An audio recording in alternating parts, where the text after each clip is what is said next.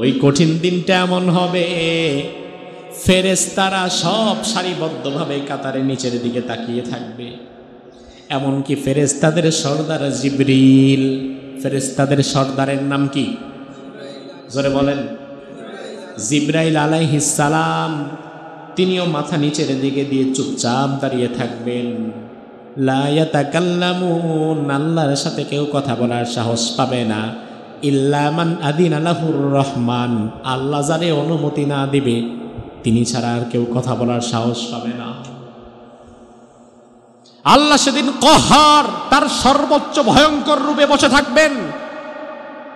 আল্লাহর সাথে কথা বলার মতো ক্ষমতা এবং সাহস সেদিন কারো হবে না। উম্মতেরা পাগলের মতো দৌড়াবে আর কাঁদবে, বলবে আমরা হাসরের মাঠে আর থাকতে পারছি না। ঈসা আলাইহিস সালাম বলবেন, আজকে কঠিন মুহূর্তে আল্লাহর সাথে কেউ কথা বলতে পারবে না। আজকের এই কঠিন সময়ে যদি আল্লাহর সঙ্গে কেউ কথা বলতেই পারে, সে হচ্ছে আখেরি জামানার পয়গম্বর মুহাম্মদুর রাসূলুল্লাহ। যাও, মুহাম্মদুর রাসূলুল্লাহ কোন দিকে আছে খুঁজে বের করো, সেদিকে যাও।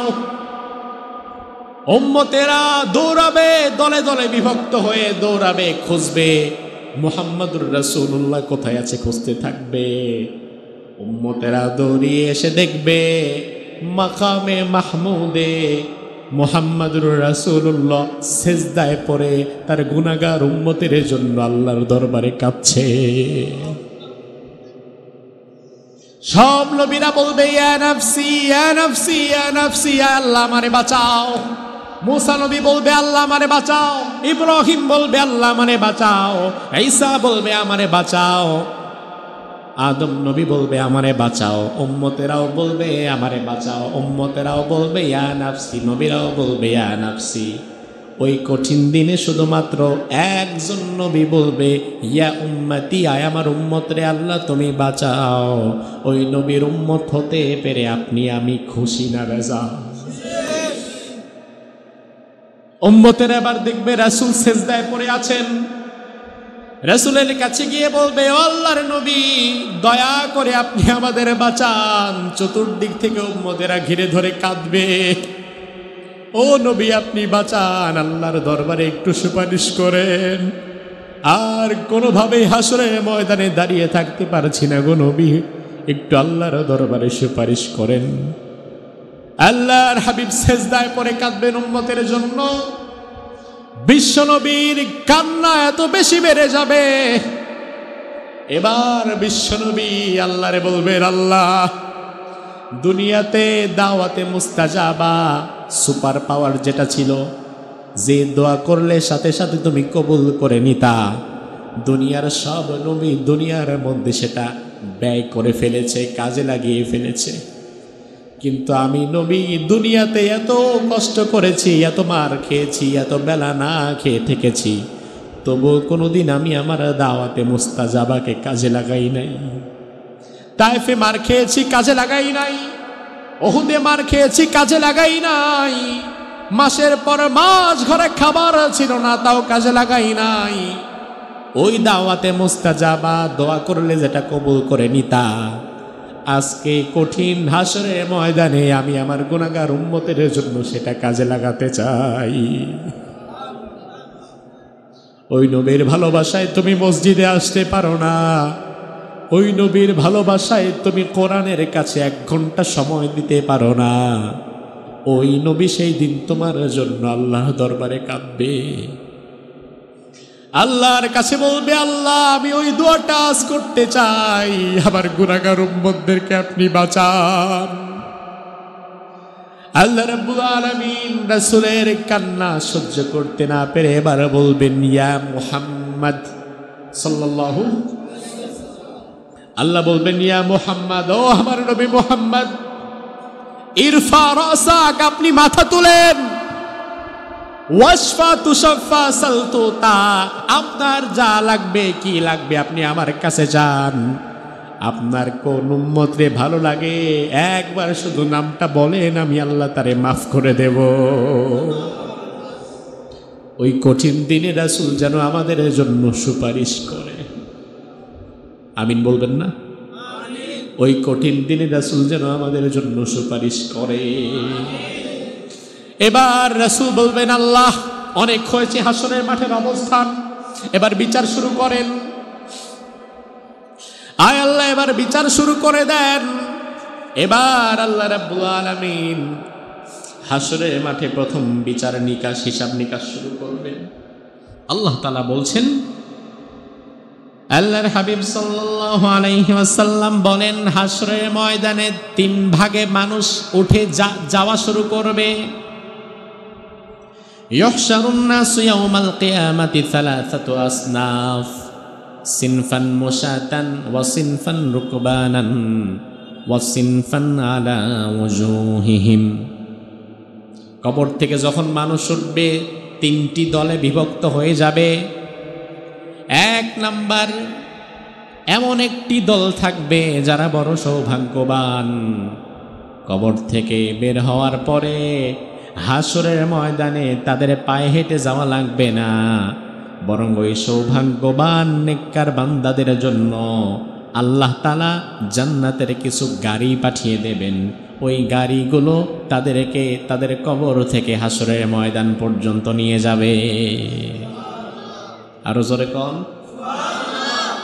আচ্ছা এবার বোঝেন, এখনো কিন্তু হিসাব নিকাশ শুরুই হয় নাই। তাইলে কবর থেকে ওঠার পরে জান্নাতের গাড়ি অগ্রিম আল্লাহ যার জন্য পাঠায়, হিসাব নিকাশ শুরু না হোক, অন্তত কমন সেন্স দিয়া এটা তো বোঝা যায় ওই ব্যক্তিকে আল্লাহ ভালোবাসে, ওই ব্যক্তিকে আল্লাহ সুনিশ্চিত জান্নাত দিবে, না দিলে তার জন্য জান্নাতের গাড়ি আগে পাঠাইতো না। হিসাব নিকাশ হয় নাই, আগেই আল্লাহ তার জন্য জান্নাতের গাড়ি একটা পাঠাই দিছে। আজকে আমরা যারা কোরআনের ছাত্র হয়ে কোরআনের দার্সে বসেছি, আল্লাহ তাআলা ওই সৌভাগ্যবানদের কাতারে আমাদেরকেও শামিল করে দিক। 2 নাম্বার, রাসূল বলেন ওয়াসিনফান মুশাতান, একটি দল থাকবে তারা কবর থেকে ওঠার পরে তাদের জন্য কোনো জান্নাতের বাহন আসবে না, বরং তারা তাদের পায়ে হেঁটে হেঁটে হেঁটে হেঁটে হাসরের ময়দানের দিকে যাওয়া শুরু করবে। আরেকটি দল ওয়াসিনফান আলা ওয়াজুহিহিম, তারা সবচেয়ে খারাপ নিকৃষ্ট হতভাগা।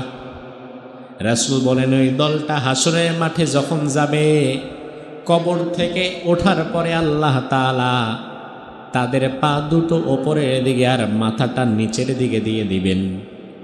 একজন ফেরেশতা এসে তার ঘাড়টাকে এভাবে ধরে ঘাড়ের হাড্ডিটা ভেঙে দিবে। ঘাড়ের হাড্ডিটা ভেঙে দেওয়ার পরে মুখটা এভাবে থেতলে যাবে। ওই বান্দার পা থাকবে উপরে আর মাথা থাকবে নিচে। মাথার হাড্ডি ঘাড়ের হাড্ডি ভেঙে দেওয়ার কারণে মুখটা এভাবে হয়ে গেছে।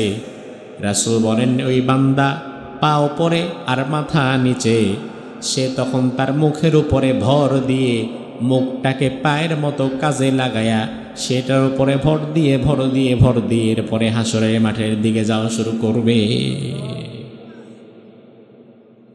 আমার ভাই লক্ষ্য করবেন, আমাদের মুখে যেই চামড়া, স্বাভাবিকত আমরা যে হাঁটি পায়ের তলায় যেই চামড়া, পায়ের তলার চামড়া আর মুখের চামড়া কিন্তু এক নয়, কারণ পায়ের তলার চামড়া মোটা।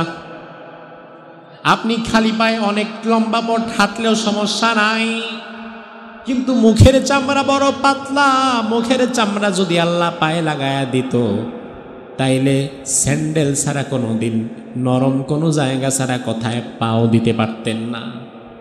আর আল্লাহ তাআলা হাসরের ময়দানে সেই দিন এই মুখটার উপরে ভর দিয়ে হাঁটাবেন। সাহাবায়ে কেরাম অবাক হয়ে প্রশ্ন করলেন, ইয়া রাসূলুল্লাহ, এটা আবার কেমন কথা? মুখ দিয়ে মানুষ হাঁটে কেমনে? কাইফা ইয়ামশুনা আলা ওয়াজুহিহিম। বিশ্বনবী বললেন, ইন্নাল্লাযী আমশাহুম আলা ওয়াজুহিহিম কাদিরুন আলা ইন্নাল্লাযী আমশাহুম আলা আকদামিহিম কাদিরুন আলা আইয়ামশিয়াহুম আলা ওয়াজুহিহিম। দুনিয়াতে পায়ের উপরে ভর করে হাঁটার ক্ষমতা যেই আল্লাহ দিয়েছে, ওই কঠিন হাসরের ময়দানে যাওয়ার আগে মুখের উপরে ভর করে হাঁটার ক্ষমতাও সেই আল্লাহই দিবে। মুখের উপরে ভর করে হাঁটতে হাঁটতে যেতে হবে, মুখটা এবড়ো থেবড়ো হয়ে যাবে, রক্তে রঞ্জিত হয়ে যাবে। কাঁটা থাকবে, কাঁটার উপরে মুখটা কাঁটার মধ্যে বিদ্ধ হবে, এরপরে হাসরের ময়দানে যাওয়াই লাগবে, যাওয়াই লাগবে, যাওয়াই লাগবে। এই তিন ভাগে হাসরের ময়দানে মানুষ যাচ্ছে। প্রথম একটা গ্রুপ ছিল, আপনাদের মনে থাকলে বলেন তো, প্রথম গ্রুপটা হাসরের ময়দানের দিকে কিভাবে গিয়েছে? কিসের গাড়ি? জান্নাতের গাড়ি। প্রথম যেই গ্রুপটা হাসরের ময়দান পর্যন্ত গিয়েছে, এই গ্রুপটাকে আল্লাহ হাসরের ময়দানের সীমানার মধ্যে ঢোকাবেন না, বরং হাসরের ময়দানের বাহিরে আরেকটি ছাউনি থাকবে, এটাকে বলা হয় আল্লাহর আরশের ছায়া। ওই আল্লাহর আরশের ছায়ার নিচে সুন্দর সামিয়ানা করে কিছু বিছানা বিছিয়ে চেয়ার করে দেয়া থাকবে। যেই গ্রুপটাকে আল্লাহ জান্নাতের গাড়ি দিয়ে নিয়েছে, তাদেরকে হাসরের ময়দানে না ঢুকিয়ে আল্লাহ তাআলা তার আরশে আজিমের ছায়ার নিচে বসিয়ে রাখবেন। তাহলে বাকি আছে কয় গ্রুপ? যারা পায়ে হাঁটছে আর যারা মুখের উপরে হাঁটছে। 2 নম্বর গ্রুপ যারা পায়ে হেঁটে এসেছে, তাদেরকে হাসরের ময়দানে ঢুকায় দেওয়া হবে। আর 3 নম্বর গ্রুপ যারা মুখের উপরে ভর দিয়ে হেঁটে এসেছে, তাদেরকে হাসরের ময়দানে ঢুকানো হবে না। হাসরের মাঠে যাওয়ার সাথে সাথে তাদেরকে ধাক্কা মেরে জাহান্নামের মধ্যে ফেলে দেওয়া হবে। অথচ আমার ভাই ভালো করে বোঝেন, হাসরের অনেক পরে হিসাব নিকাশ, এরপরে জান্নাত অথবা জাহান্নাম।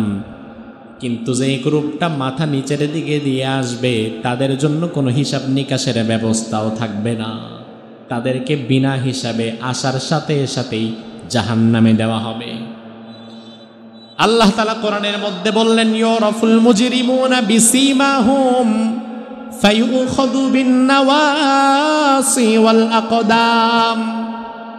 মুজরিম পাপিষ্ঠ যারা মাথা নিচের দিকে দিয়ে আসবে, পা উপরে দিয়ে আসবে, তাদের চেহারাটা দেখেই চিনে নেওয়া হবে যে এদের জন্য কোনো হিসাব নিকাশের দরকার নাই। ফালা নুকিমু লাহুম ইয়াউমাল কিয়ামাতি ওয়াজনা। এদেরকে ধরে সাথে সাথে জাহান্নামের মধ্যে ফেলে দেওয়া হবে, কোনো বিচারাচার তাদের হবে না। তার কারণ হচ্ছে আমলনামার হিসাব হবে তার, যার নেক আমলও আছে, বদ আমলও আছে। যে ইমানদার, ইমান ছিল, নামাজ পড়েছে, আবার কখনো কখনো নামাজ ছেড়েছে, ইমানদার ব্যক্তি হয়তো কখনো কখনো ভুল করেছে। যার নেক আমল বদ আমল দুইটাই আছে, হিসাব তো হবে তার। কিন্তু যার ইমানই নাই, সারা জীবনে ইমানই যে আনতে পারে নাই, এমন ব্যক্তির তো আর আমল নামার হিসাব নিকাশের কোনো দরকারই নাই। কারণ যার ইমান নাই, তার আবার আমলের কি আছে? আল্লাহ তাআলা শুধু শুধু তার আমল দেখবেন না, বরং আসার সাথে সাথেই জাহান্নামে দিয়ে দেবেন। আল্লাহর হাবিব সাল্লাল্লাহু আলাইহি ওয়াসাল্লাম বলেন, জাহান্নামকে আল্লাহ তাআলা টেনে টেনে হাসরের ময়দান পর্যন্ত আনবে, তবে জান্নাতকে আল্লাহ হাসরের ময়দানের মধ্যে নিয়ে আসবে না। তবে জাহান্নামকে ঠিকই টেনে টেনে নিয়ে আসা হবে। আল্লাহর হাবিব সহিহ মুসলিমের 7343 নম্বর হাদিসের মধ্যে বললেন, ইউতা বি জাহান্নামা ইয়াউমা ইদিন লাহা 70,000 জিমাম।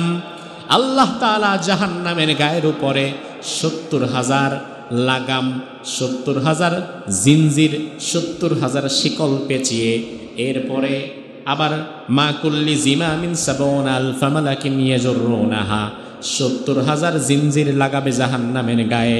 আবার প্রতি জিনজিরের গায়ে, প্রতি শিকলের কাছে আবার 70,000 ফেরেশতা আল্লাহ টানতে নিযুক্ত করে দেবেন।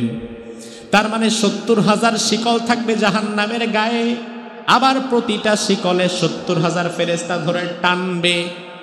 টানতে টানতে টানতে টানতে জাহান্নামকে নিয়ে আসা হবে হাসরের মাঠে। আর জান্নাতের ব্যাপারে আল্লাহ বললেন, ওয়া উজলিফাতিল জান্নাতু লিল মুত্তাকিনা গায়রা বাঈদ। আর মুত্তাকিদের জন্য যেই জান্নাত বানিয়েছি, ওই জান্নাতটাকে আমি একটু দূরে রেখে দেব।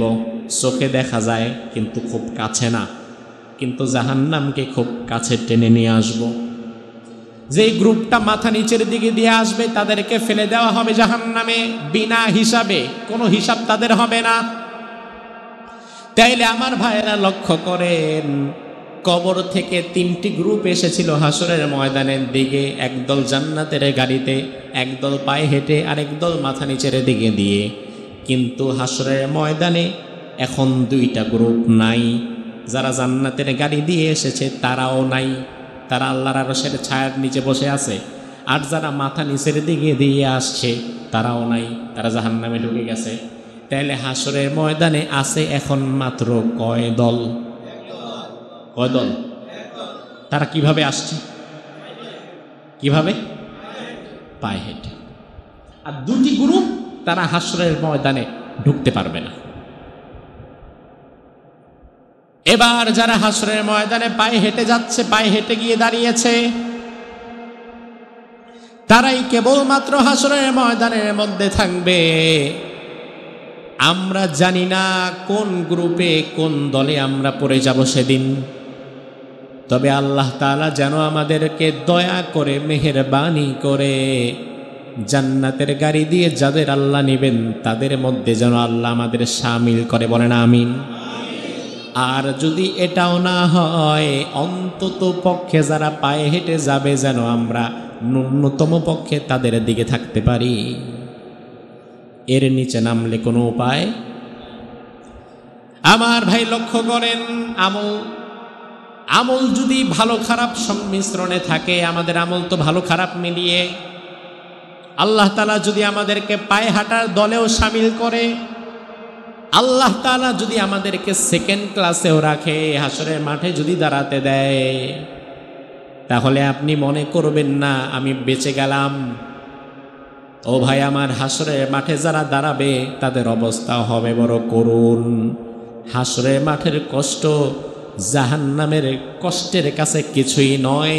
তবে হাসরের মাঠের কষ্ট দুনিয়ার কষ্টের তুলনায় অনেক ভয়ঙ্কর। হাসরের মাঠের কষ্ট যদি কম হতো, কিংবা হাসরের মাঠে যদি কোনো কষ্ট না থাকতো, তাইলে আল্লাহ তাআলা একটা গ্রুপকে তার আরশের ছায়ার নিচে বসাতেন না, এদেরকেও হাসরের মাঠেই পাঠাতেন।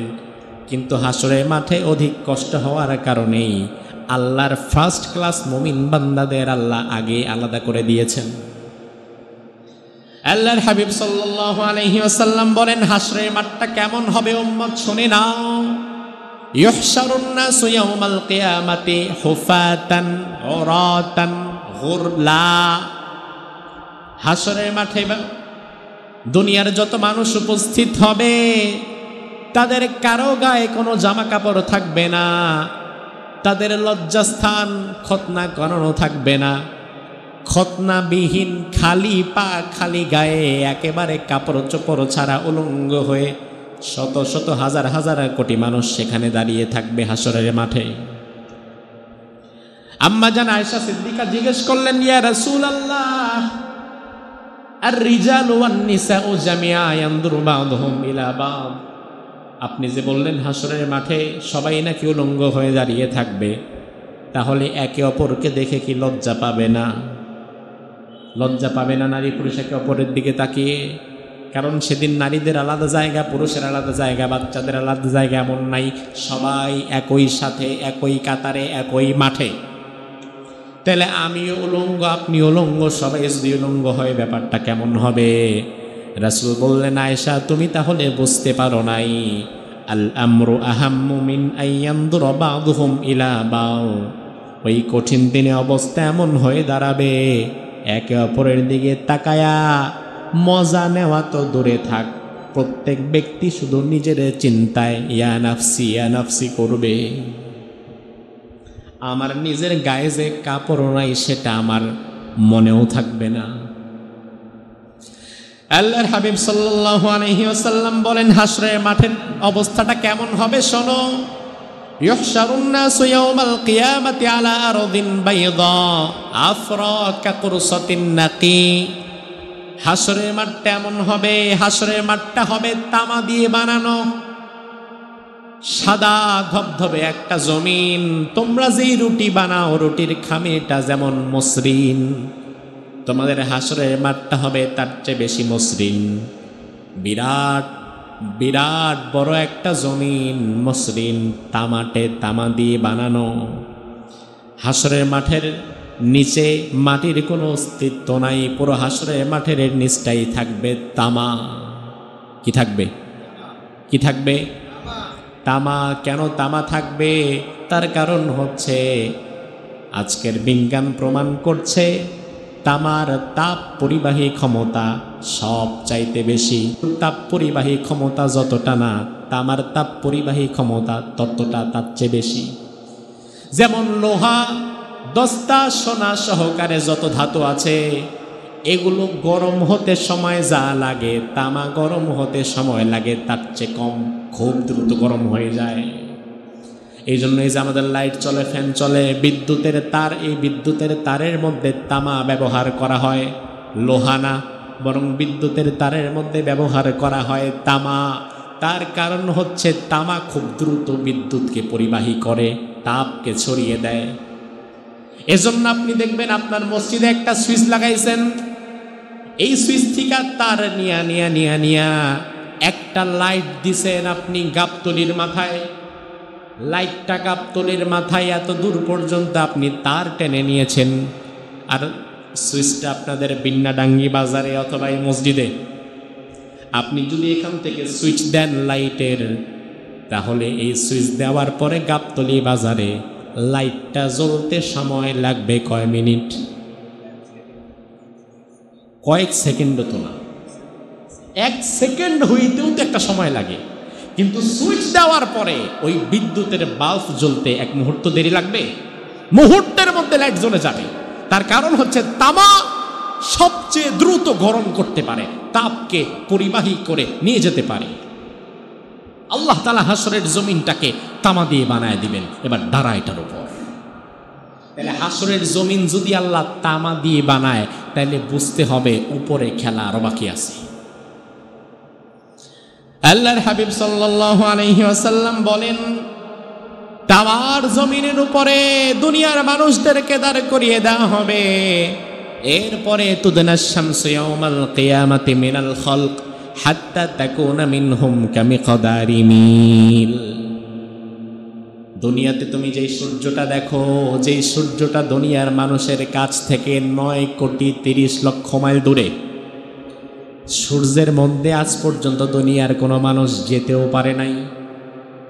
9,30,00,000 মাইল দূরে অবস্থিত সূর্য, 9,30,00,000 মাইল দূর থেকে চৈত্র মাসে সূর্যটা যখন 40-42 ডিগ্রি সেলসিয়াস তাপমাত্রা দেয়, তখন আপনি দেখবেন বাংলাদেশের পুকুরের পানি শুদ্ধা গরম হয়ে যায়। কুকুরগুলো রাস্তার মধ্যে জিহ্বাটা বের করে হাঁপায়, অথচ সূর্য আপনার ঘরের কাছে না, 9,30,00,000 মাইল দূরে। আল্লাহর হাবিব বলেন, হাসরের ময়দানে সূর্যটা আর দূরে থাকবে না।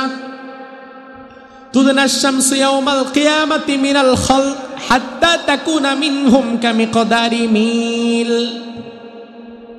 মিল আরবিতে দুটি শব্দে দুটি অর্থ করা যায়। মিলের একটা অর্থ হচ্ছে 1 মাইল, আবার মিলের আরেকটা অর্থ দাঁড়ায়, আমরা চোখে যে সুরমা ব্যবহার করি, এই সুরমার যেই কাঠিটা, সুরমার কাঠিটা যতটুকু মিল হচ্ছে ঠিক ততটুকু।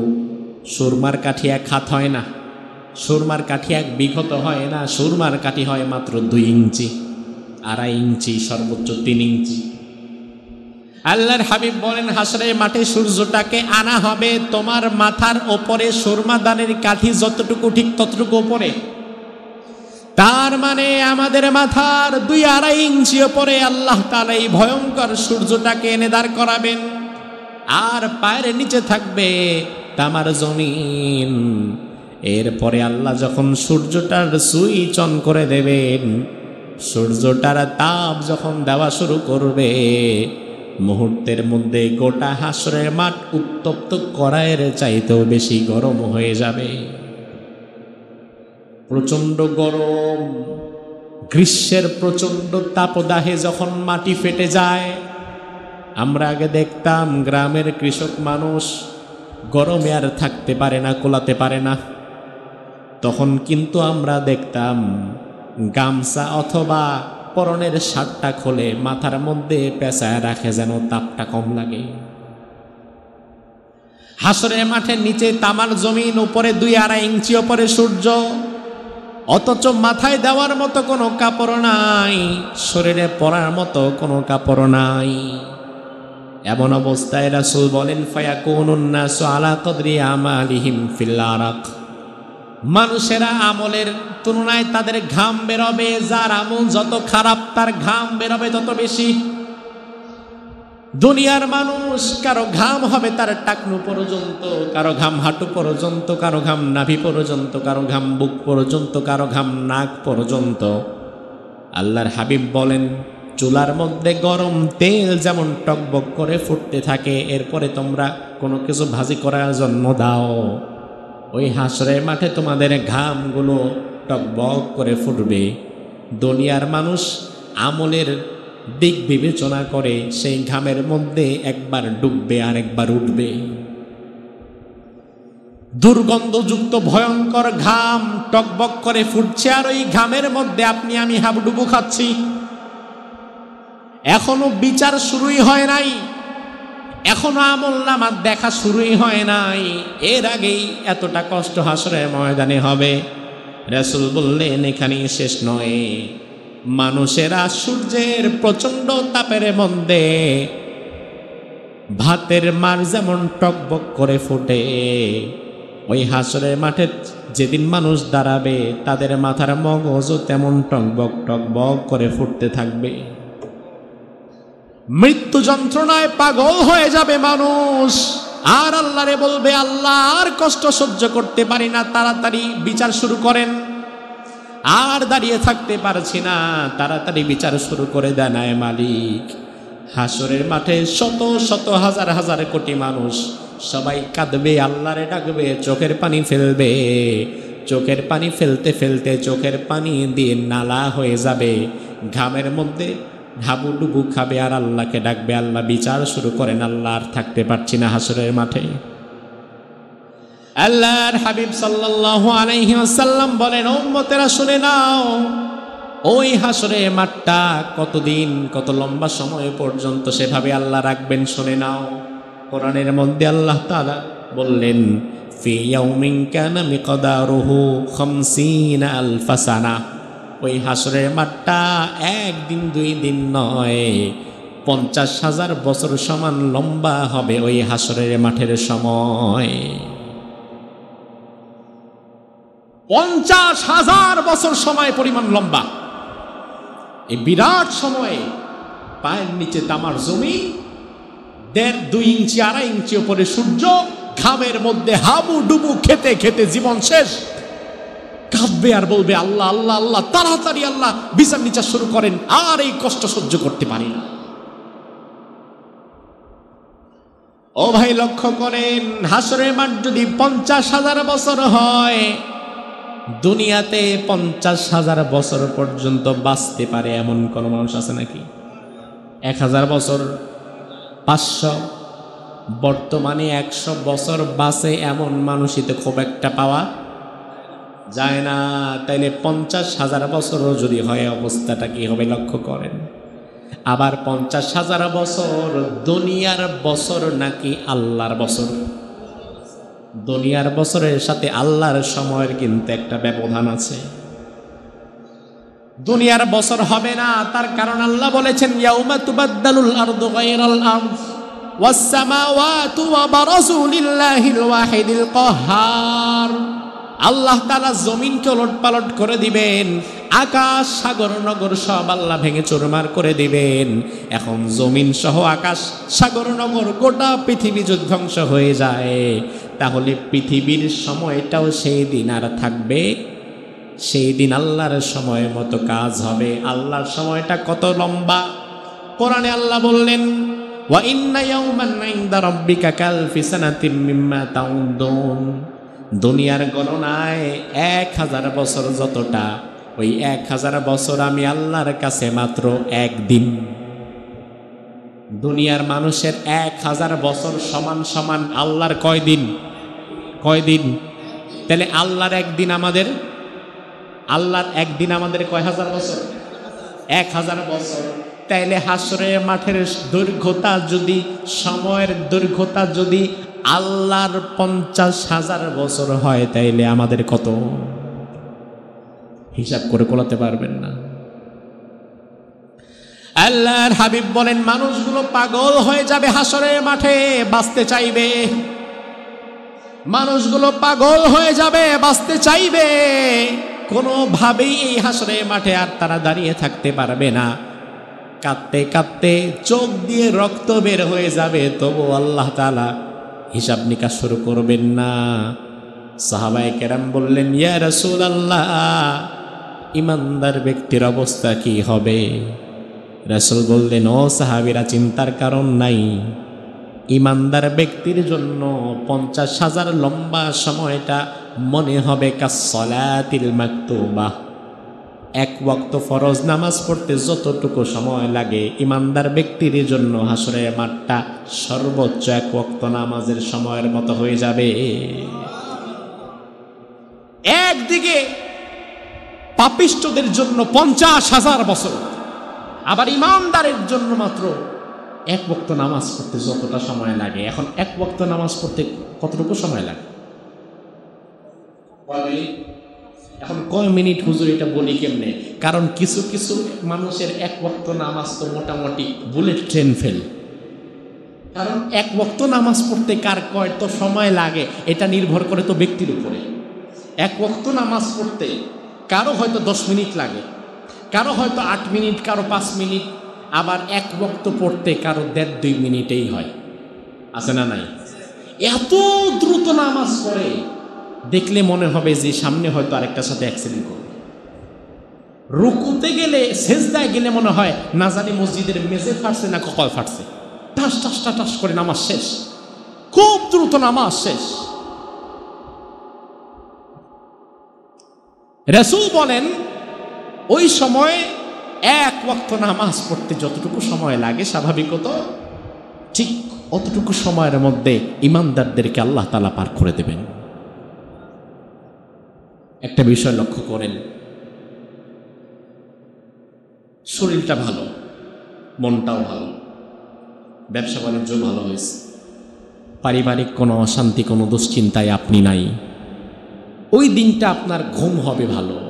রাত 9টা 9:30টার মধ্যে খাওয়া দাওয়া করে ঘুমাই গেছে, একদম ফজরের আজানের পরে 5টার দিকে উঠছেন, 9টা থেকে 5টা 7 ঘন্টা ঘুমাইছেন। এই 7 ঘন্টা ঘুমের পরে ওঠার পরে মনে হবে যে রাতটা ছোটই হয়ে গেছে, ঘুমটা আরেকটু হইলে ভালোই লাগতো। অথচ 7 ঘন্টা কিন্তু আপনি ঘুমায় ফেলছেন। আবার যদি কোনো দিন এমন হয় রাত 3:30টার দিকে প্রচণ্ড মাথা ব্যথা, ফজর কিন্তু আর মাত্র 1.5-2 ঘন্টা পরে, কিন্তু ওই দিনে প্রচণ্ড মাথা ব্যথা নিয়ে মনে হবে কি রে, রাত দেখি আর শেষই হয় না। ঈমানদারকে তো আল্লাহ তাআলা আরশের ছায়ার নিচে বসায় রাখছেন, সে তো আরামে আছে, স্বাচ্ছন্দ্যে আছে, তার তো কোনো চিন্তা নাই, সে তো বিশ্রাম করছে। এই জন্য তার কাছে মনে হবে আরে মাত্র না এসে বসলাম, এখনই আবার জান্নাতের দিকে চলে যেতে হবে, তার সময়ের হিসাব থাকবে না। কিন্তু পাপিষ্ঠ ব্যক্তির কাছে ওই রাত 3:30টায় মাথা ব্যথা হওয়ার মতো 50,000 বছর আর যেন সময় যায় না। কষ্টে কষ্টে কাঁদতে কাঁদতে জীবন শেষ, শরীর ফসকা পড়ে গেছে, ঘামের মধ্যে সুবানি খাইতে খাইতে জীবন শেষ। মাথার 2-2.5 ইঞ্চি উপরে সূর্য, নিচে তামার জমিন, পা পুড়ে ফুলে গেছে, দেখার কেউ নাই। প্রত্যেক মানুষ কাঁদতে কাঁদতে পাগল হয়ে যাচ্ছে। সব বলবে ইয়া নাফসি ইয়া নাফসি, আয় আল্লাহ আমারে বাঁচান, আমারে বাঁচান, তাড়াতাড়ি বিচার শুরু করেন, আর হাসরের মাঠে থাকতে পারছি না। উম্মতরে এবার সবাই একজোট হয়ে চিন্তা করবে, এইভাবে আর দাঁড়িয়ে থাকা যাবে না, চলেন অন্য কারো কাছে যাই, আল্লাহর কাছ থেকে একটু সুপারিশ করতে পারে, আল্লাহর দরবারে কথা বলতে পারে এমন কোন নবীর কাছে যাই। উম্মতেরা প্রথম খুঁজে পাবে আদম আলাইহিস সালামকে। বাবা আদমের কাছে গিয়ে বলবে, ও আদম, আনতা নবিয়ুল্লাহ, আপনি আল্লাহর নবী, আল্লাহর পয়গম্বর, ওয়া আনতা আবুনা, আপনি আমাদের সম্মানিত পিতা। আপনি আল্লাহর কাছে সুপারিশ করেন, ফাশফা লানা ইলা রাব্বিক, আল্লাহর দরবারে আপনি আমাদের জন্য সুপারিশ করেন। হাসরের মাঠে আর দাঁড়িয়ে থাকতে পারছি না, আল্লাহ তাআলা যেন মেহেরবানি করে তাড়াতাড়ি বিচারের নিচে হিসাব নিকাশ শুরু করে দেয়। জান্নাতে যাই আর জাহান্নামে যাই সেটা পরে, আগে তাড়াতাড়ি বিচার শুরু করেন, আর থাকতে পারছি না। আদম আলাইহিস সালাম বলবে, আজ আমি আল্লাহর সাথে কথা বলতে পারবো না, কারণ আমার মনে হয় আজকে আমার রব আমার উপরে এত বেশি মনক্ষুণ্ণ করেছে, যত বেশি মনক্ষুণ্ণ আর কখনো হয় নাই। আমি যদি আল্লাহকে গিয়ে বলি, আল্লাহ বিচার শুরু করেন, হিসাব শুরু করেন, আল্লাহ যদি আমারে বলে, আদম তুমি আসছো হিসাব শুরু করতে বলার জন্য, তোমারে বলছিলাম জান্নাতে ওই গাছের কাছে না যেতে, আমি বলার পরেও তুমি কেন গিয়েছ? এখন তুমি যেহেতু নিজেই বিচার শুরু করার জন্য এসেছো, তাইলে তোমার হিসাবটা আগে দাও। আল্লাহ যদি আমারে বলে, আমি কি জবাব দিব? আমি আল্লাহর সাথে আজকে কথা বলতে পারবো না। আদম নবী পৃথিবীর প্রথম মানুষ, প্রথম নবী কথা বলবে, আমি আল্লাহর সাথে কথা বলতে পারবো না। আর অনেক ভণ্ড পীরেরা তার মুরিদদেরকে লোভ দেখায়, আমার দরবারে নিয়মিত যাতায়াত করো, ওই কঠিন কিয়ামতের দিন তোমারে পার করে দেওয়ার দায়িত্ব আমার। এমন কথা বলে এমন পীর সাহেব হুজুর নাই? আদম আলাইহিস সালাম বলবেন, আমি পারবো না, আমার রব যদি আমার কাছ থেকে হিসাব চাই, আমি কি হিসাব দেব? যাও। আদম নবী বলে পারবো না, আর তোমার পীর সাহেব বলে আমি পারবো। এবার উম্মতেরা দৌড়িয়ে চলে যাবে, সামনে দেখবে আর একজন নবী, ওই নবীর নাম হচ্ছে নূহ। নাম কি? জোরে কোন? নূহ আলাইহিস সালাম। উম্মতেরা গিয়ে বলবে, ও আল্লাহর পয়গম্বর, আল্লাহ তাআলা আপনাকে প্রথম রাসূল বানিয়েছেন। আদম আলাইহিস সালাম ছিলেন প্রথম নবী, আর নূহ আলাইহিস সালাম ছিলেন প্রথম রাসূল। উম্মতেরা বলবে, আল্লাহ আপনাকে প্রথম রাসূল বানিয়েছে, আপনি দয়া করে আল্লাহর কাছে সুপারিশ করেন যেন তাড়াতাড়ি আল্লাহ বিচার শুরু করে দেয়, আমরা হাসরে আর থাকতে পারছি না। নূহ আলাইহিস সালাম বলবে, আমি পারবো না। তার কারণ প্রত্যেক নবীকে আল্লাহ তাআলা একটা দাওয়াতে মুস্তাজাবা দেয়, একটা সুপার পাওয়ার দেয়। ওই দাওয়াতে মুস্তাজাবা হচ্ছে প্রত্যেক নবীকে আল্লাহ দিয়েছিল। আল্লাহ বলেছিল, নবীরা দুনিয়াতে এমন একটা দোয়া থাকবে, ওই দোয়াটা যখন বিপদে পড়বেন কাজে লাগাবেন, ওই দোয়াটা আপনি আল্লাহর দরবারে যা চাইবেন আপনার আল্লাহ বিনা শর্তে বিনা বাক্যে তা কবুল করে নেবে। আমার এমন একটা সুপার পাওয়ার ছিল, আমি যাই চাইতাম তাই পাইতাম, এটা প্রত্যেক নবীরই ছিল। এখন আমার এই সুপার পাওয়ার, আমি তো চাইলে আমার উম্মতের হেদায়েতের জন্য আরেকটু চেষ্টা করে তাদের হেদায়েতের জন্য দোয়া করতে পারতাম, কিন্তু আমি তো আমার ওই দাওয়াতে মুস্তাজাবাহকে আমার উম্মতকে ধ্বংস করার জন্য কাজে লাগিয়েছিলাম। আমার উম্মতকে যেন একেবারে মহাপ্লাবন্দি আল্লাহ ডুবায় দেয়, এই জন্য কাজে লাগিয়েছিলাম। আল্লাহ যদি বলে, নূহ তোমার দাওয়াতে মুস্তাজাবা দিয়ে তুমি তোমার জাতিকে হেদায়েতের পরিবর্তে ধ্বংস কেন করেছিলে? আমাকে যদি আল্লাহ এই কথা বলে, আমি কি জবাব দিব? আমি পারবো না, অন্যদিকে যাও। উম্মতেরা পাগল হয়ে যাবে, প্রচন্ড গরমের মধ্যে দৌড়াতে থাকবে, একবার ডানে যায় একবার বামে যায়। হঠাৎ দেখবে সামনে আল্লাহর আরেকজন নবী, ওই নবীর নাম হচ্ছে ইব্রাহিম। কি নাম? জোরে কম। ইব্রাহিম নবীরে দেখার পরে বলবে, আপনাকে পেয়ে ভালো হয়েছে, আপনার কাছেই যাচ্ছিলাম, আপনি আল্লাহর খলিল, আল্লাহ তাআলা আপনাকে তার বন্ধুর পদমর্যাদা দিয়েছেন। আজকের এই কঠিন দিনে আমাদের বাঁচাবার মতো কেউ নাই, মেহেরবানি করে আপনি আল্লাহর দরবারে একটু সুপারিশ করেন। ফাশফা লানা ইলা রাব্বিক, রবের কাছে সুপারিশ করেন। ইব্রাহিম বলবে, না, অসম্ভব, আমি পারবো না আল্লাহর সাথে কথা বলতে, কারণ দুনিয়াতে কৌশল করে আমি 3টি কথা বলেছিলাম, যেই 3টি কথা সত্য ছিল না। কিন্তু আল্লাহ যদি ওই তিনটি কথাকে এখন মিথ্যার কাতারে হিসাব করে আমারে বলে, ইব্রাহিম, যেদিন বন্ধুরা তোমার মেলায় দিয়ে যাওয়ার জন্য ডেকেছিল, তুমি বলেছিলে তুমি অসুস্থ, আসলে তুমি অসুস্থ ছিলে না, তাহলে জবাব দাও সেদিন এই কথা কেন বলছিলা? এটা যদি মিথ্যা আল্লাহ ধরে তাহলে আমি কি বলবো? আমি কি বলবো? আমি হিসাব চাইতে পারবো না। অন্যদিকে যাও, উম্মতেরা পাগল হয়ে দৌড়াবে, দৌড়াতে দৌড়াতে সামনে দেখবে মুসা আলাইহিস সালাম।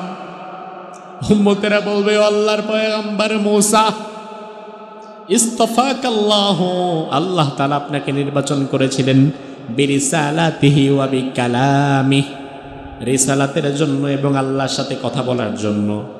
দুনিয়াতে একজন নবী সরাসরি আল্লাহর সাথে কথা বলেছেন, ওই নবীর নাম মুসা। ওই নবীর নাম কি? কি? তাহলে মুসা নবীর সম্মান কম না বেশি?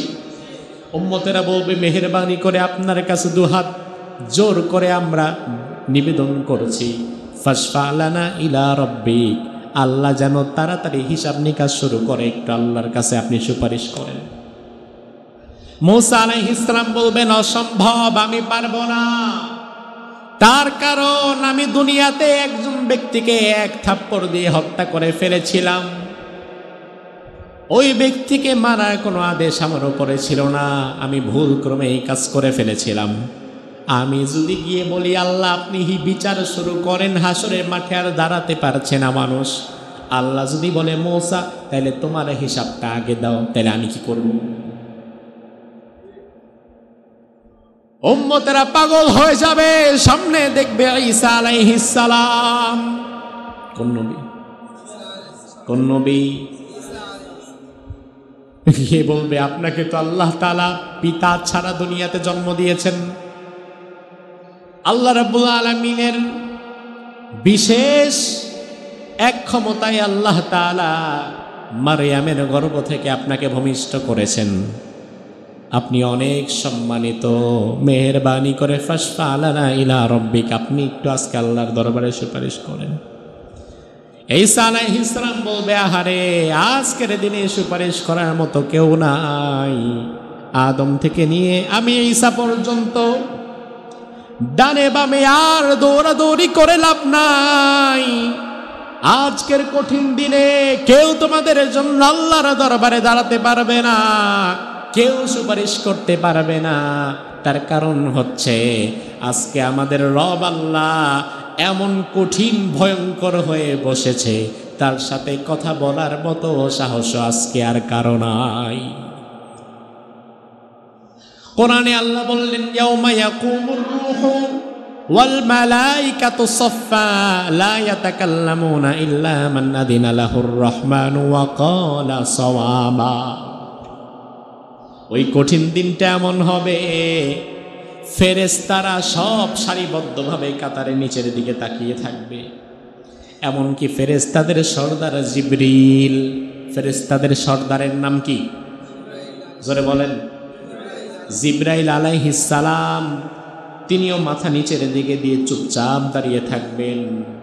লা ইয়াতাকাল্লামুন, আল্লাহর সাথে কেউ কথা বলার সাহস পাবে না। ইল্লা মান আযিনা লাহুর রহমান, আল্লাহ যারে অনুমতি না দিবে তিনি ছাড়া আর কেউ কথা বলার সাহস পাবে না। আল্লাহ সেদিন কহার, তার সর্বোচ্চ ভয়ঙ্কর রূপে বসে থাকবেন। আল্লাহর সাথে কথা বলার মতো ক্ষমতা এবং সাহস সেদিন কারো হবে না। উম্মতেরা পাগলের মতো দৌড়াবে আর কাঁদবে, বলবে আমরা হাসরের মাঠে আর থাকতে পারছি না। ঈসা আলাইহিস সালাম বলবেন, আজকে কঠিন মুহূর্তে আল্লাহর সাথে কেউ কথা বলতে পারবে না। আজকের এই কঠিন সময় যদি আল্লাহর সঙ্গে কেউ কথা বলতেই পারে, সে হচ্ছে আখেরি জামানার পয়গম্বর মুহাম্মদুর রাসূলুল্লাহ। যাও, মুহাম্মদুর রাসূলুল্লাহ কোন দিকে আছে খুঁজে বের করো, সেদিকে যাও। উম্মতেরা দৌড়াবে, দলে দলে বিভক্ত হয়ে দৌড়াবে, খুঁজবে মুহাম্মদুর রাসূলুল্লাহ কোথায় আছে, খুঁজতে থাকবে। উম্মতেরা দৌড়িয়ে এসে দেখবে মাকামে মাহমুদে মুহাম্মাদুর রাসূলুল্লাহ সিজদায় পড়ে তার গুনাহগার উম্মতের জন্য আল্লাহর দরবারে কাঁদছে।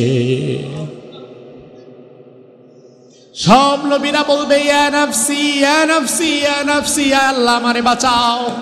মুসা নবী বলবে আল্লাহ আমারে বাঁচাও, ইব্রাহিম বলবে আল্লাহ আমারে বাঁচাও, ঈসা বলবে আমারে বাঁচাও, আদম নবী বলবে আমারে বাঁচাও, উম্মতেরাও বলবে আমারে বাঁচাও, উম্মতেরাও বলবে ইয়া নাফসি, নবীরাও বলবে ইয়া নাফসি। ওই কঠিন দিনে শুধুমাত্র একজন নবী বলবে ইয়া উম্মতি, আয় আমার উম্মত রে আল্লাহ তুমি বাঁচাও। ওই নবীর উম্মত হতে পেরে আপনি আমি খুশি না বেজা? উম্মতের এবার দেখবে রাসূল সিজদায় পড়ে আছেন, রাসূলের কাছে গিয়ে বলবে ও আল্লাহর নবী দয়া করে আপনি আমাদের বাঁচান। চতুর্দিক থেকে উম্মতেরা ঘিরে ধরে কাঁদবে, ও নবী আপনি বাঁচান, আল্লাহর দরবারে একটু সুপারিশ করেন। আর কোনোভাবেই হাসরের ময়দানে দাঁড়িয়ে থাকতে পারছি না গো নবী, একটু আল্লাহর দরবারে সুপারিশ করেন। আল্লাহর হাবিব সিজদায় পড়ে কাঁদবেন উম্মতের জন্য। বিশ্ব নবীর কান্না এত বেশি বেড়ে যাবে, এবার বিশ্ব নবী আল্লাহরে বলবেন আল্লাহ দুনিয়াতে দাওয়াতে মুস্তাজাবা সুপার পাওয়ার যেটা ছিল, যে দোয়া করলে সাথে সাথে তুমি কবুল করে নিতা, দুনিয়ার সব নবী দুনিয়ার মধ্যে সেটা ব্যয় করে ফেলেছে, কাজে লাগিয়ে ফেলেছে। কিন্তু আমি নবী দুনিয়াতে এত কষ্ট করেছি, এত মার খেয়েছি, এত বেলা না খেয়ে থেকেছি, তবুও কোনোদিন আমি আমার দাওয়াতে মুস্তাজাবাকে কাজে লাগাই নাই। তায়েফে মার খেয়েছি, কাজে লাগাই নাই। উহুদে মার খেয়েছি, কাজে লাগাই নাই। মাসের পর মাস ঘরে খাবার ছিল না, তাও কাজে লাগাই নাই।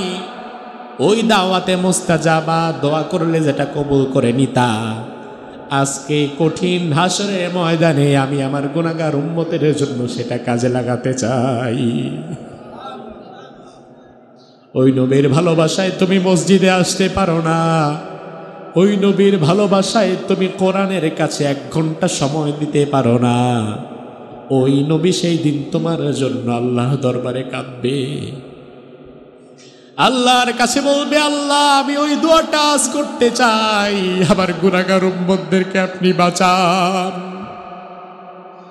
আল্লাহ রাব্বুল আলামিন রাসূলের কান্না সহ্য করতে না পেরে এবার বলবেন ইয়া মুহাম্মদ সাল্লাল্লাহু, আল্লাহ বলবেন ইয়া মুহাম্মদ, ও আমার নবী মুহাম্মদ, ইরফা রাসাক, আপনি মাথা তুলেন, ওয়াশফা তুশাফা সালতুতা, আপনার যা লাগবে কি লাগবে আপনি আমার কাছে যান।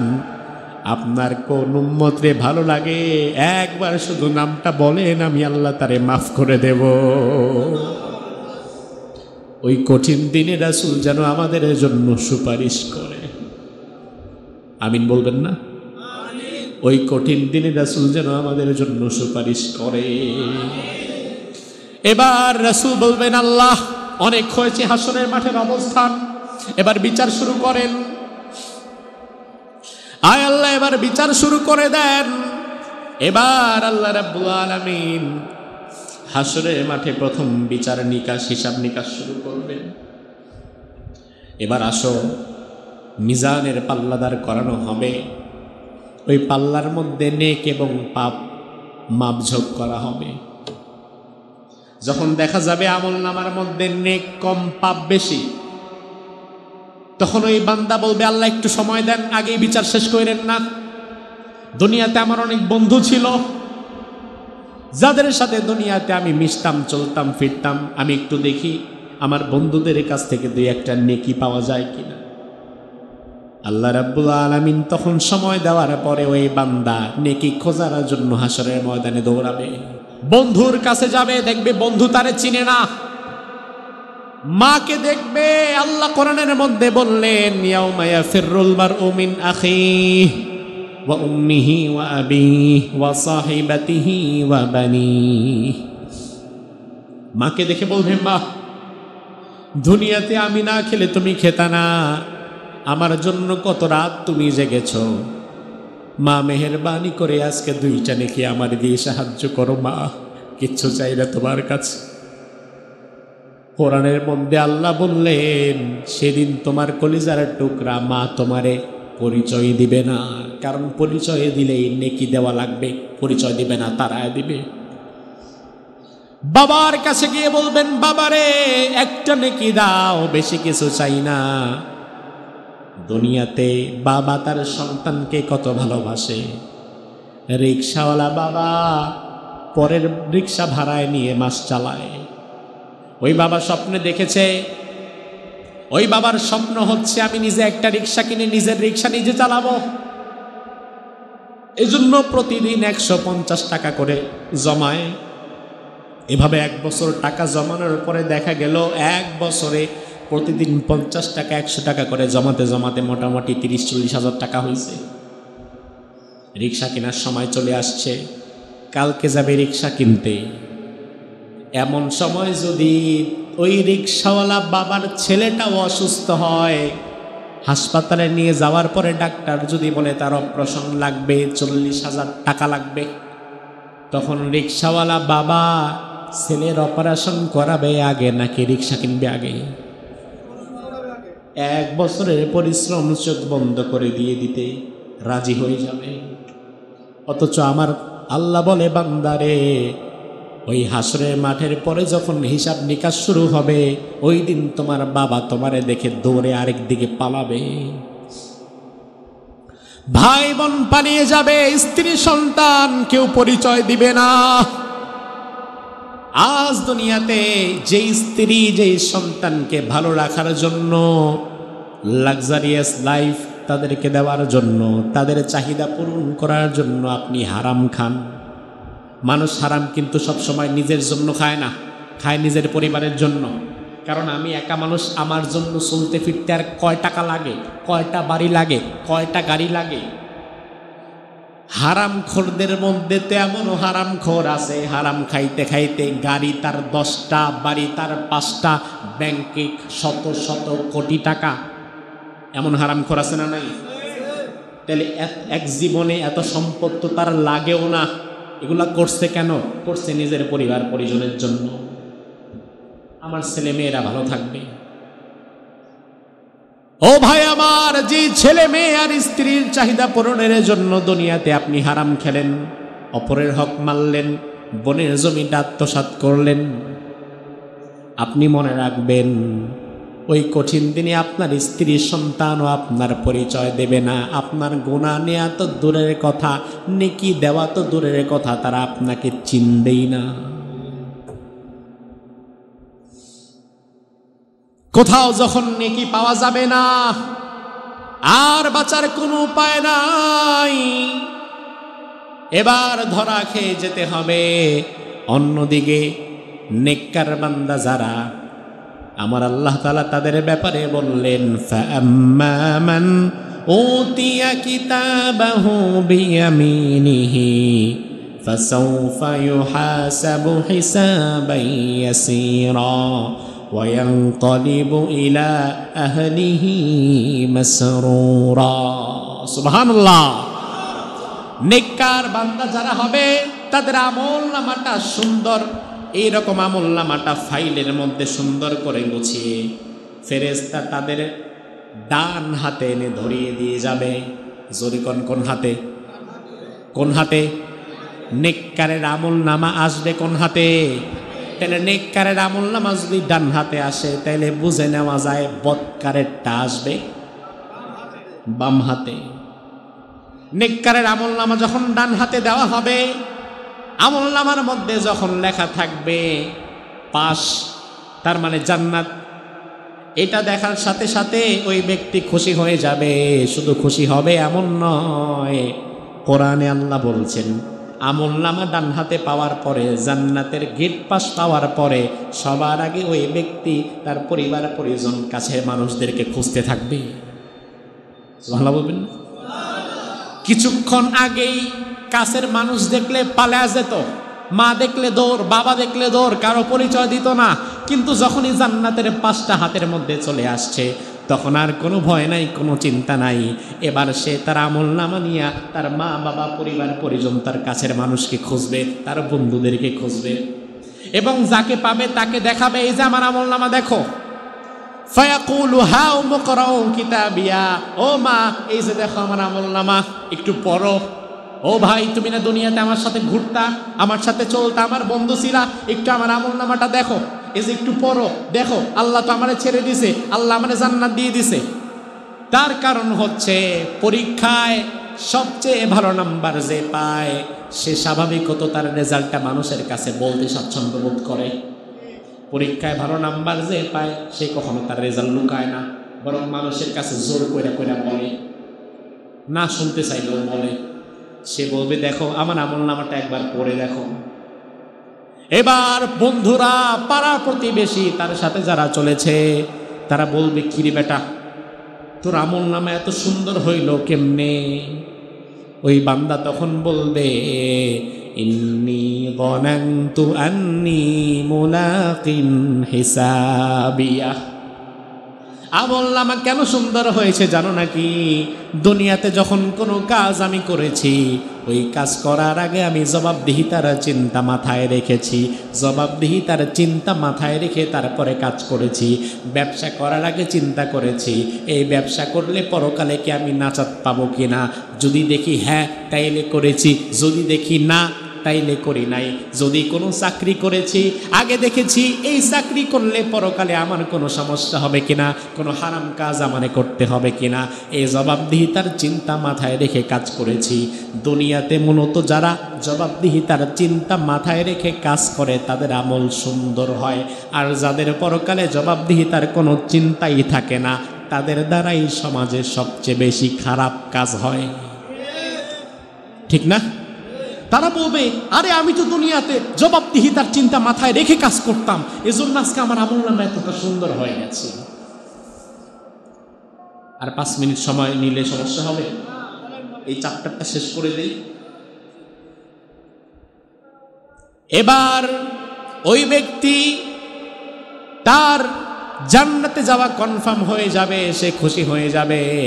অন্যদিকে বদকার যে থাকবে আল্লাহ রাব্বুল আলামিন বদকারের আমলনামাটা দিবে কোন হাতে? কোন হাতে? নেককারকে দিয়েছে কোন হাতে? বদকারকে দিবে কোন হাতে? আমরা যারা বসে আছি আমরা চাই কোন হাতে? আল্লাহ যেন ডান হাতটা একটু উঠান। আয় আল্লাহ, এই ডান হাতটা যারা তুলেছে মেহেরবানি করে আমাদের ডান হাতে তুমি আমাদের আমলনামা দিয়ে দিও।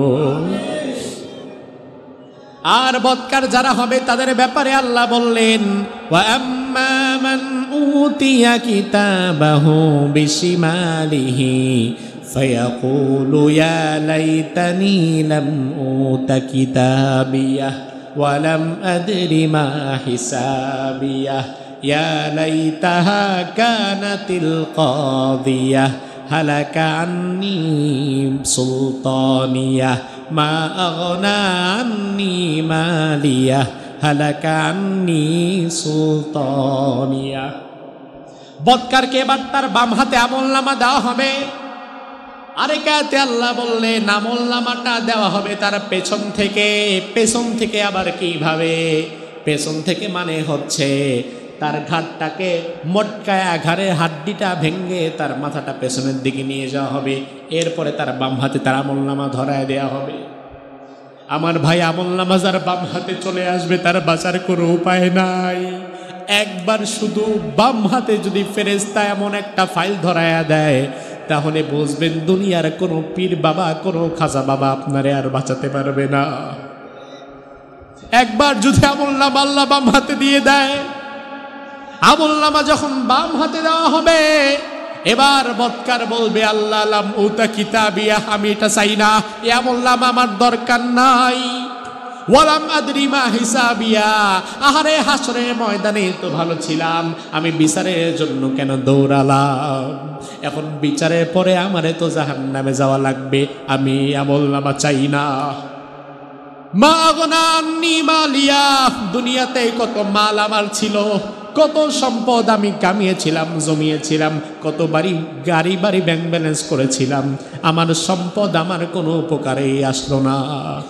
হালাকা আন্নী সুলতানিয়া, দুনিয়াতে আমি গ্রামের প্রভাবশালী ছিলাম, আমি নেতা ছিলাম, আমি রাজনীতি করতাম, আমার ক্ষমতা ছিল, আজকে কঠিন দিনে আমার ক্ষমতাও আমার কোনো কাজে আসলো না।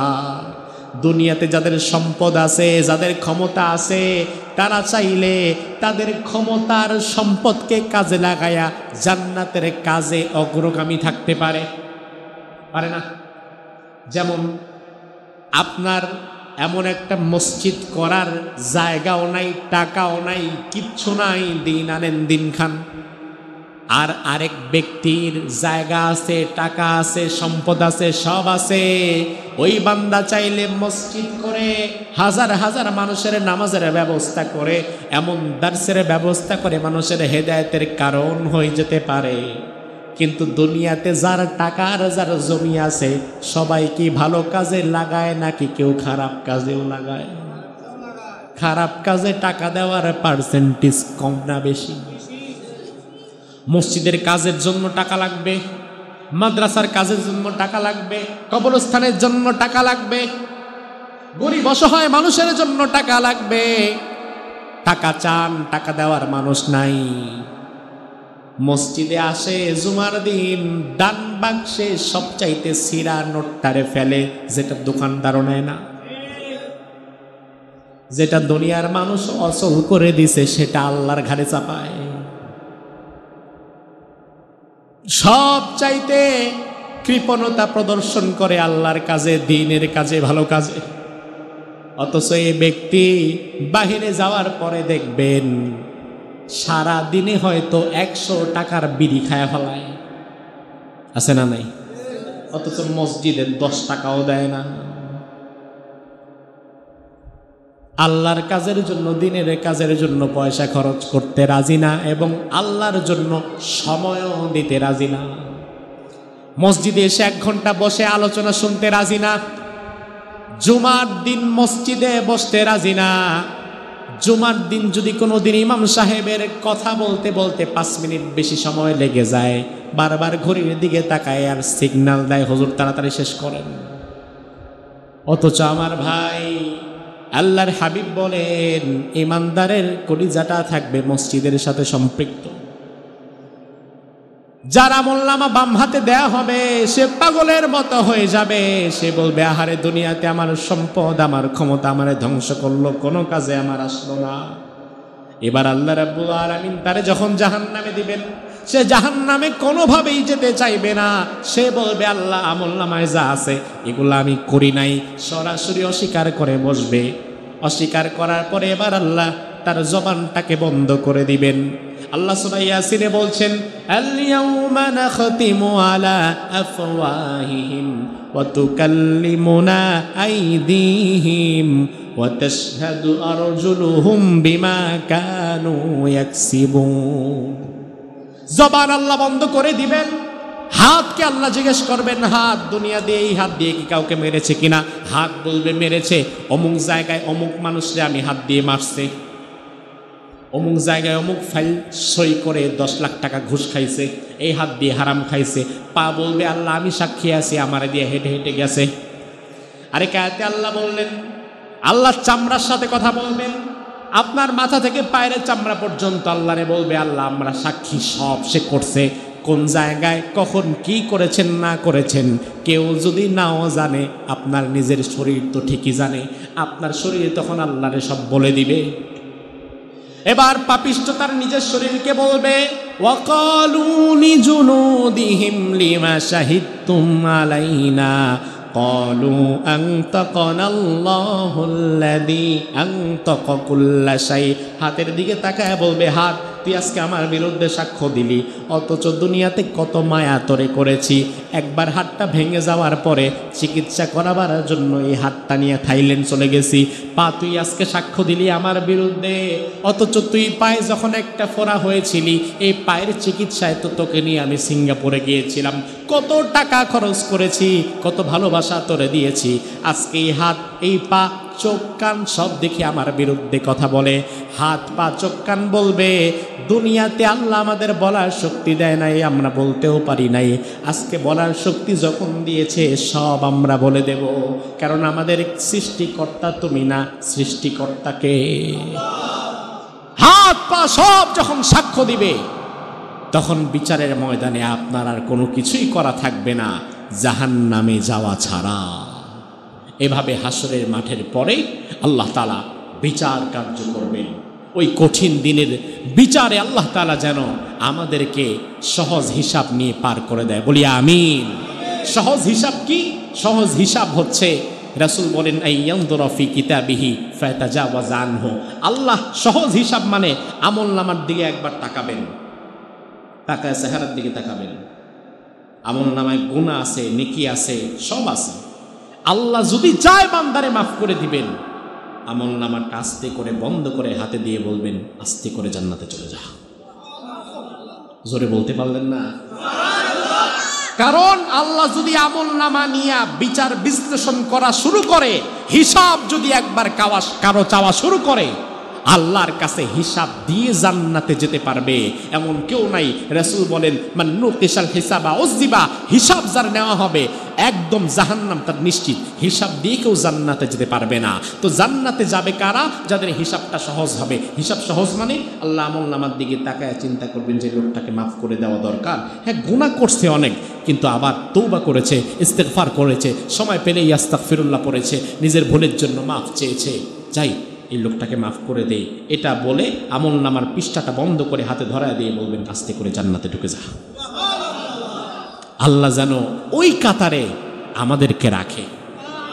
আরো জোরে বলেন আল্লাহ তাআলা আমাদেরকে কবুল করুক। আমরা বলি আমিন।